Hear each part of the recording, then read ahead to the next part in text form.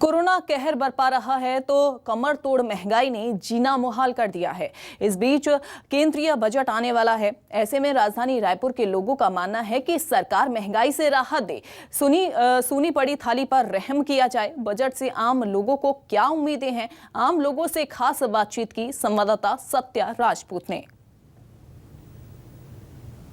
केंद्र की आगामी बजट को लेकर लोगों की क्या प्रतिक्रिया है, उनकी क्या अपेक्षा है, इस जानकारी के साथ हमारे साथ यहाँ पे हर वर्ग के लोग मौजूद हैं। उनसे चर्चा करेंगे हम लोग। अभी सबसे पहले आपसे समझना चाहेंगे कि रोजगार एक बड़ी समस्या और जो भारत का अगर हम कहें तो युवाओं का देश है, तो ऐसे में बेरोजगारी कितना खतरनाक हो सकता है? देश का भविष्य छात्रों पर, युवाओं पर टिका हुआ है।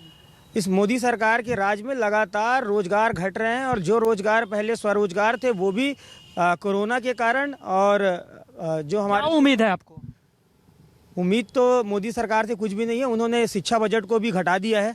अब रोजगार की बात है तो अभी तक तो 2 करोड़ नौकरियों की वादा उन्होंने किया था, लेकिन आज तक एक भी आदमी को नौकरी नहीं मिली है। तो उनसे कोई उम्मीद तो मुझे इस बजट में फिर से नजर नहीं आती। बाकी चीज़ों से उससे पहले हम आधी आबादी की बात कर लेते हैं। बात यह है कि महिलाओं को लेकर आप लोग को क्या उम्मीद है? हम रसोई की बात करें, मेकअप के सामान की बात करें या तमाम राशन को लेकर करें। देखो, महंगाई तो बहुत बढ़ गई है, ये तो कोई इसमें शक नहीं है। अब कोरोना के चलते तो और भी जॉब भी सब चले गए हैं, बहुत सारे जॉब चले गए, जिससे महिलाओं के लिए घर के खर्चे जो है वो करना मुश्किल हो रहा है। जी, लगातार नरेंद्र मोदी ने शिक्षा का बजट काटा है। हमें इस बार यही अपेक्षा है कि शिक्षा का बजट और बढ़ाया जाए।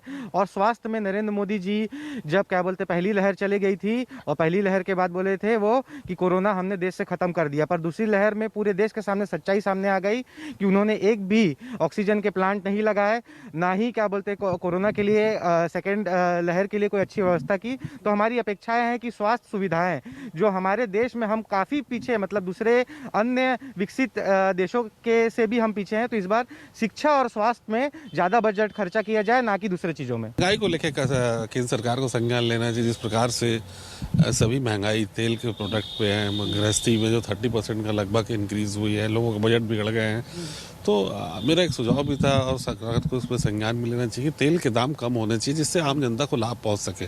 देखिए, बातचीत से स्पष्ट है कि कथनी और करनी में बेहद अंतर है। और यहाँ पे जो काम हो रहे हैं उसको लेकर कहीं ना कहीं जो लोगों की सरकार से अपेक्षा है कि रोजगार की व्यवस्था बढ़े, स्वास्थ्य शिक्षा में जोर दी जाए। और जिस तरह से अगर हम बात करें महंगाई को लेकर, तो जो घरेलू को जो जेब कट रहे हैं लोगों की, उसमें नियंत्रण की जरूरत है।